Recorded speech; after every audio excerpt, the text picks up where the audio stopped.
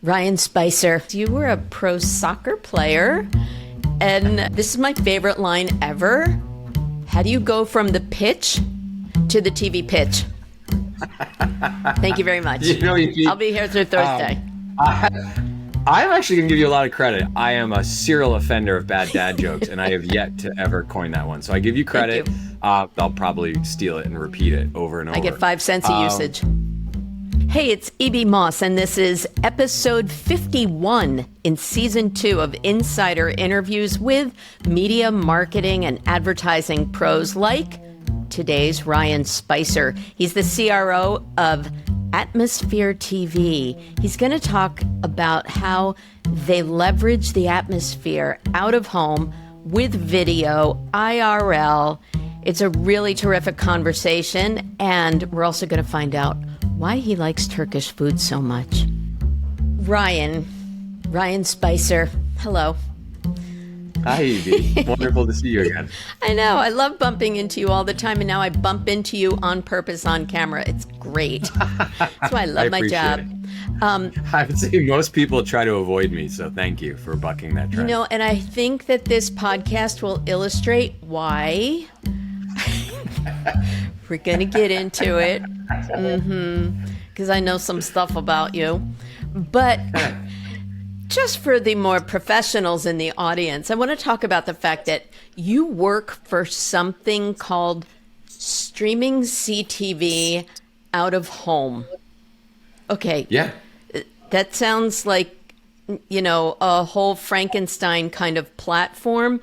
So yeah. I'm going to let you do the deep dive on what Atmosphere TV is, but what's the 1 or 2 sentence explanation of what streaming CTV out of home is? Yeah, so I'll even shorten a little bit. We shortly like to say CTV out of the home or CTV IRL, short, CTV in real life. Very simply, Atmosphere is just a streaming television platform. We are functionally just connected TV, but we are built and we entertain for all the occasions when you are watching TV and you're not on your living room couch. That's all it is. So if you want to think, the way I think about it is we're functionally connected television, but people watch us in a place that has been traditionally the domain, at least from an advertising perspective, of digital out of home. Okay. Super simple. Okay, I got it. So I could be at a bar. Sometimes I'm found there. Sometimes I bump into Ryan there. And I could be watching TV and it might be provided by Atmosphere. Yes, absolutely. Okay, got it. About 20,000 bars and restaurants around the country. That's, it's part of our ecosystem. We're not limited to bars and restaurants, but about 20,000 bars and restaurants across the country, you will be watching Atmosphere TV amongst your entertainment options. That's quasi-traditional TV meets innovative TV. I'm going to give you a little chance to talk about how your way into media in general was pretty different, because you were a pro soccer player. And this is my favorite line ever. How do you go from the pitch to the TV pitch? Thank you very much. I'll be here through Thursday. I'm actually going to give you a lot of credit. I am a serial offender of bad dad jokes, and I have yet to ever coin that one. So I give you credit. Thank you. People will be very mad at you because I'll probably steal it and repeat it over and over. I get 5 cents a usage. Yeah. It's funny. I don't know if I've ever been asked a question that way, but I don't know. I like to personally think there's probably 2 things. One is a level of curiosity, and following some curiosity to do something different and being open to do different things. The first part, though, when you talk about the first pitch where I was wearing cleats, and it's a very broad definition to say, professional soccer player, but I signed a contract, I made money, it was enough to make for a living for a very short period of time. I lived out my dream, really, of doing that. And the U.S. Pro system and the USL, which I played in, has developed and grown and in capacity. And, of course, we're on the eve of the World Cup, which is truly exciting. But that first part happened because I just wouldn't let go. I wasn't the most talented player. I was very fortunate throughout my youth and early adulthood to play with amazingly talented people. I was good enough to get myself to play collegiate soccer. And at some point there, I was like, I actually read an article by a journalist who talked about your athletic mortality. Oh. and that every single person has an athletic mortality. For some people, it's 7, right, on that rec basketball court, and you're like, oh, this isn't for me. And Tom Brady, athletic mortality was stretched it, and LeBron James are now stretching it further than other people. I wanted to stretch that athletic mortality. I love to compete. I love to be amongst a team. I love to train. I love training more than I love the games. I just didn't want that to end. So that's how that first part started. So that really speaks to your tenacity, and that is absolutely something that you need in the TV pitch too, right? Yeah, I would think so. Well, I hope so, because you're the chief revenue officer of Atmosphere. I've had to call on that very much so in my tenure at Atmosphere, for sure. Maybe much more so than I had to, at least the tenacious part, in the building blocks in the earlier parts of my media career. Sure. Well, you got into sort of trad media a little bit, we'll call it that. And you spent a couple decades there, but there had to have been some kind of aha moment when you're willing to walk away from an established network company and bet on what was kind of a startup then a few years ago of Atmosphere TV. Yeah. What was the, I got to do this? So again, very fortunate to spend a few years at Viacom, another few years at Turner. And I'll tell you, I worked for a lot of people there who had been there for 20 plus years. I thought there's no way I'd ever leave before 20, 25 years. It was a wonderful place to work. And even through the iterations, as you know, we became Warner Media and other, I'll tell you, honestly, it wasn't necessarily the mergers and changeover. I got a similar feeling. So when I stopped playing, I actually went and I was coaching and I was teaching for a few years at a prep school. And I got a similar feeling all those years back, which was almost one of like a little bit of anxiety, just not feeling like I was getting up and doing what I was really excited to do. And it was hard to kind of figure out what that was. And I'll tell you, the aha moment, I sort of had that, wasn't paying attention to it. I worked at a great place. It was wonderful. I loved my colleagues. And the aha moment was actually not getting a job internally, sort of a promotion opportunity. Okay. And it was really interesting because the job opened up and it was a title bump, and it's what you do when you're, you go for the next job. That's just what you do. And I didn't get the job. And the first feeling I had was actually a sense of relief.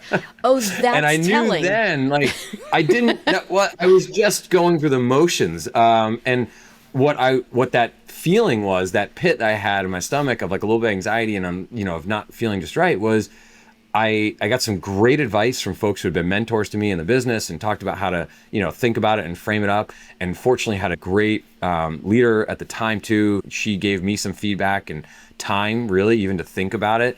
And I realized what I wanted to go do was to take what I felt like was a skill set and a blueprint that I was fortunate enough to build around super smart people at great companies and go put that in practice at a place that was on its way, that where we had to build something.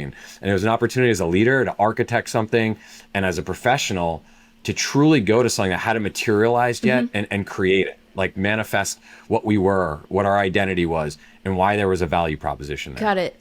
So now that you've seen Atmosphere TV kind of through that, not exactly blueprint phase, but to an established company in 20,000 out-of-home environments, plus. 60 So total. just 20,000 bars. Those are all I care about. Okay. Yeah, exactly. Sorry. Exactly. Fair enough. Okay. But now that, it's been 3-4 years for you there, I want to try a new segment on you. Okay. And here's my other pun. You're going to be my CRO in the coal mine. Get it? Canary CRO. You're the first one to try this. Second, but I get it. Cool. Now, I know that you like explaining things, so you're the man for the job. This is called the Pitch Me, Pinch Me segment. Okay? All right. So you get maybe 15 floors of the elevator, Ryan. Just saying. Fair enough. Hopefully with me, it's a very slow elevator because I don't get to the point quickly, but yeah. Okay. All right. So it's pitch me, pinch me, so that you give me your best pitch about the what of Atmosphere TV and its value prop, so that I just want to pinch pinch myself and say, wait, I must be dreaming. It's so fabulous. So, okay. This is a good barometer. You've got one floor. Go ahead. All right, cool. Very simply, EB, Atmosphere TV is just a television entertainment streaming service. That in and of itself is not unique at all. But what is unique is that we were founded on an insight. And that insight was no one ever walked into their favorite bar or restaurant or gym and said, excuse me, could you turn on an episode of Judge Judy on mute? Or would you mind like tuning it to SVU about 17 minutes into it when I can't really hear? Things that never happened. Said another way, EB, Atmosphere was born to fix the fact that watching television when you're not on your living room couch or your favorite recliner is a form of entertainment that really isn't entertaining. So we reimagined, if you were to create television for those moments, what should it look like?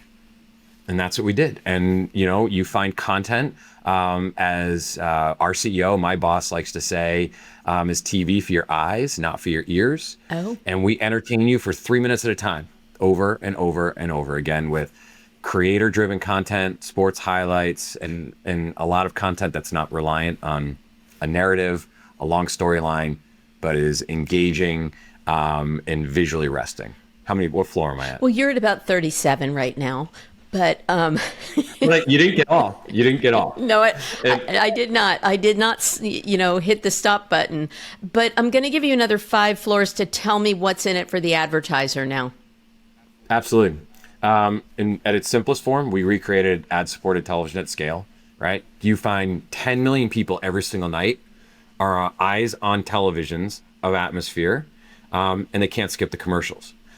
That's cool. That's foundational. But what's bespoke and unique, there's now an opportunity to think about television with context of physical environment.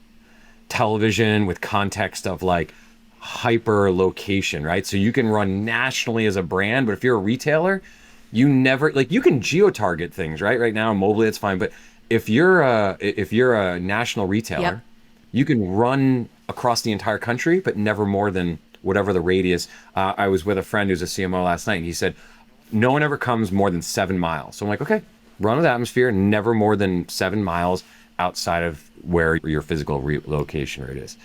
And an opportunity to think about how creative can tap into location, proximity, and turn that big awareness vehicle into one that's really actionable. How's that? Okay, that's really good. And I'm pinching myself. Sign me up. Don't hurt yourself, but hopefully it activated some interest. Yeah. It's great. But there's another thing that you've talked about before. I think you talked about it at the IAB a few months ago, but you called it the Great Reconnection. I think it has to do with like getting back to the real world, which of course you guys are serving. Tell me what that means. And the Great Reconnection is simply the reality that we're coming from a place, I'd say 2020, 2023, where people were obviously increasingly isolated and spending time apart in their own homes, away from other folks. And then you combine that with the impact of technology that's driven us to live in very personalized silos, and actually these worlds where we're very much just heads down by ourselves. And the idea of the Great Reconnection is there's all these signs, statistics, that the last 2 years in particular have people bucking that trend. Folks are looking for real world human connection. That snapback, that is a massive cultural change, that people are seeking out opportunities to be amongst other people again, spend time with other people, and find places of community that they had lapsed significantly. And I'll tell you, even the fact that younger consumers are drinking alcohol less, people are still going out to eat. Yeah, right. It's exactly. So I've heard. But people are still going out. You know what I mean? 77 million households went out to dinner last year in 2025, which is about 30% more than it was the year before. Like, people want to be out amongst each other. They want shared experiences. Okay. It makes so much sense. So you're creating media that serves that Great Reconnection? Yeah, I listen, I can't take credit. I like to say we're the entertainment infrastructure. for the Great Okay, Reconnection. that's fair. I understand. And you're also kind of curating that content for various environments. I meant to ask you that before, right? So aside from locality, you can also base it on context, right? Yeah. Okay. And I would say, so we build 30 channels. Oh. And the idea is that each one of those channels is meant to work in an environment where I'm watching television and I'm just simply not in the confines of my comfy couch or recliner. And the 30 channels are, work really well across, and one of them at least works well in bars, restaurants, gyms, airports, hotels, doctors' offices, other medical offices. There's a stretch of all these places where you are confined to an attention and you're watching TV, but we just wanted to make it better for that in that moment of entertainment. Got it. Now, here's the big question is that, I'm in a noisy bar. Yeah. If I'm a marketer, how are you going to convince me that people are focusing on any one of those 30 channels? What's your proof of concept? I mean, the proof of concept, the reality is that we show outcomes. It's the best way. I think that, it's truly important for us to show that, something other than your impressions ran. We know that people are engaging and watching our content. We recently did a study with, in partnership with MediaScience. Oh, that's the one that I wrote about. Yeah, yes, on thank Media you Village. for giving it a few months. That was cool. Exactly. It was great because I'll tell you, Evie, I call it the atmosphere moment. We have all these anecdotal stories. And some of them come from family members, friends, and a lot of times they come from, client marketers, agency, our agency partners. And they'll give you like, wait a minute. And sometimes it's the second we walk in and we sit down, they go, I got to tell you about when I watch Atmosphere. Sometimes they aren't too familiar with us. And 2 weeks later, we'll get a text or an email like, hey, I was at this restaurant with my son and he wouldn't pay attention to anything we were talking about because he couldn't take his eyes off Chive TV. So we know anecdotally, we know it from the establishments that tell us people are staying longer, but we had to go prove it out with some empirical data. And the MediaScience study did that, right? I mean, we saw that people, importantly, are watching like our entertainment channels, including Chive. We're keeping people captivated, engaged, watching 53% more than like general sports content running on ESPN. Okay. And it translated in the same type of significant brand recall, et cetera. So we proved out just the attention and the product of Atmosphere is working. Like our experiment to reimagine content delivered. So how do you advise a brand on what their content or their creative should look like in that kind of environment? Yeah. It's really similar. If you think back, it's kind of crazy now, but if you remember, I mean, what was it, 12, 15 years ago, that Facebook introduced video. And everyone goes, video's never going to work in that environment. But amazingly, there's a substantive amount of money, to say the least, of video spent in social environments. And there's two reasons. One, we figured out the right form. We figured out Facebook figured out how to do it, and others, and introduce it in a way that wasn't like a television ad pod that's three minutes long. But importantly, also, advertisers adopted and founded those formats. Oddly, a lot of those formats that work well there, the principles translate to Atmosphere. Our content is visually arresting. Our content doesn't have time to build a story arc. Okay. So when we advise marketers, we provide creative services to help with this effect, but how can you enhance and make sure that your creative is, visually arresting? It's not necessarily purely reliant on the audio.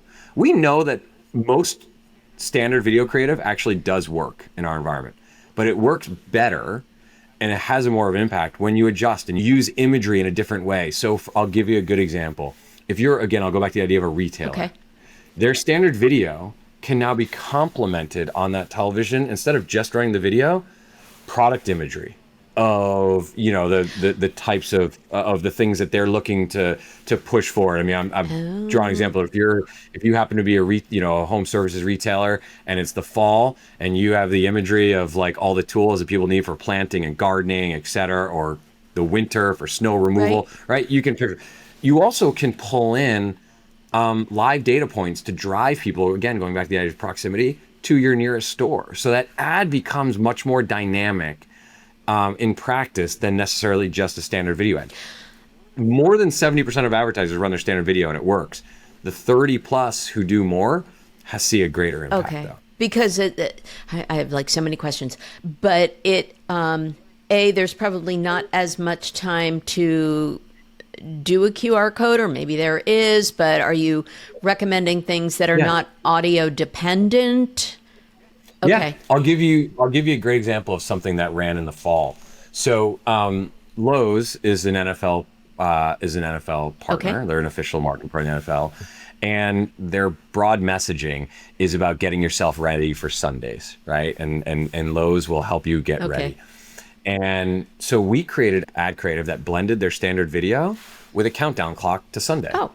And so in that type of physical environment, it married their brand imagery and was reinforced because, if you're in a bar on a Thursday night, you're thinking about, well, maybe it's that NFL game that night, but or Wednesday or Friday, you're gearing up as a sports fan thinking about the next game that's happening on Sunday. We'll do creative that leans into like trivia and things. It doesn't have to be that way. It actually can be quite simple that we adjustments that we do with partners as well, just to make it a bit more tailored to that physical environment and the fact that it's not relying on hearing the sound. Very smart. I love it. And then one form of measurement is anecdotal, and you talked a little about, word of mouth. Out of home, I wrote a lot for the DPAA, and out of home is tricky historically on measurement. There's a lot more ways, whether it's, foot traffic in an area, but how are you offering measurement and proving outcomes in that kind of fast IRL environment?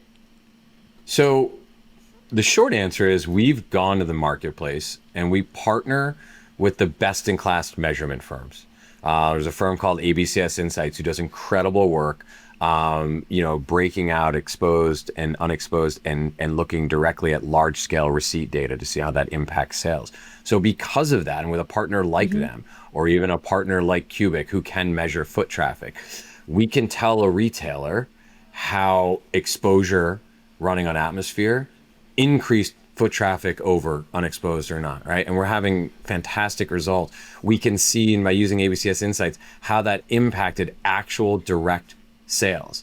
And so for some brands, we can tell them, if you think about obviously our large bar presence, alcohol and beverage are very, very endemic for us. For those brands, we can tell them how we increase sales both on premise and off premise. I mean, when we were doing both in substantive ways, we can tell QSRs and fast casual or family dining how we have not only increased traffic but increased actual check size, sales, and ultimately ROAS too. It often kind of come together in a really fun, dynamic way too. If you think about, we worked with a QSR that had a late night campaign, and so we think about how do you approach it bespoke to Atmosphere. Well, we created, again, an ad that only featured all those mouth-watering late-night menus items. We ran it only in bars where people are likely not like having easy access to food.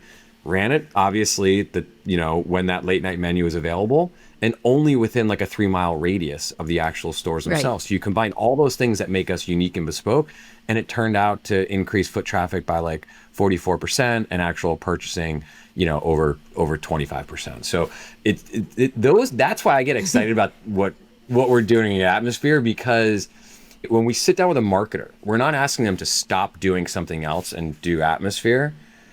We're showing how in leaning in with Atmosphere is an accretive solution that adds like incremental value of not just reach audience, but like impact, and bottom line will change the course of like their sales and the interaction with their particular brand. So if you're going to build a plan, is there a fast win for somebody who like really wants to get on it now? Anything you recommend? My recommendation is don't be inhibited by legacy habits. It's the one thing, I got a fantastic question. We were actually setting up at a meeting with a lot of senior folks at an agency, and someone said, hey, while you're plugging the computer, tell me something. What's the biggest objection to Atmosphere? And I said, honestly, I'm not going to tell you we're the perfect fit for every marketer. I think we have a really wide, great, range of value. but we don't really have marked objections. Our obstacle is often just legacy behavior or people who get hung up about what bucket does atmosphere fit in. And my retort is, if you're worried about the bucket of what media it sits in, you're focusing on the wrong thing. And I understand it's not as simple as that. You have budgets that come from different places, but the question I want to help answer is, can we make an impact on your business? Mm-hmm. Can we change the impact that your marketing or advertising efforts are going to have to have people interact with your brand in a different way? Yeah, that's smart. One of the, speaking about a little less traditional, the rise of RMNs, of retail media networks, I'm guessing that you might have an opportunity to work in their network. Like, do you supply content to RMNs? And then do you also help them sort of amplify their messaging outside of the network? EB, you've hit on something that is a significant strategic priority for us this year. I would say I got a job for you if you want to come over.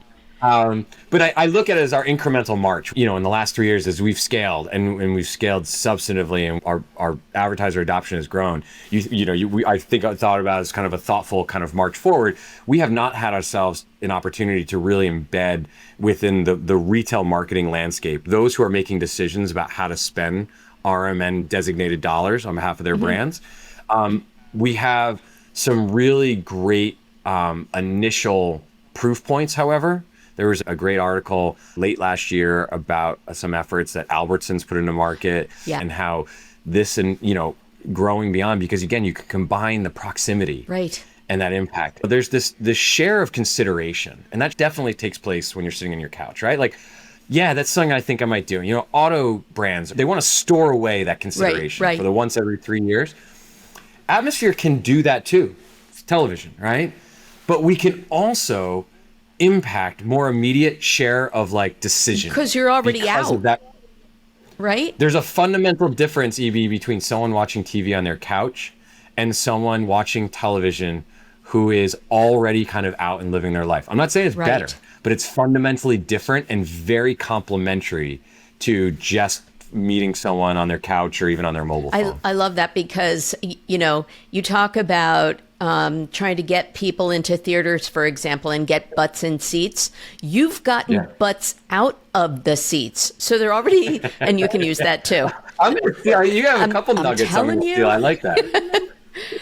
So I want to end it on something personal because, you've already done a great job for yourself of humanizing yourself. But I always ask for something personal about my guests because I think people buy from people they like. And let's face it, this is, hopefully going to amplify atmosphere. And I got to read this paragraph from your bio. It says, everybody, off the clock, Ryan's life is fueled by 3 sport-obsessed kids running and the occasional highly strategic 15-minute weekend nap.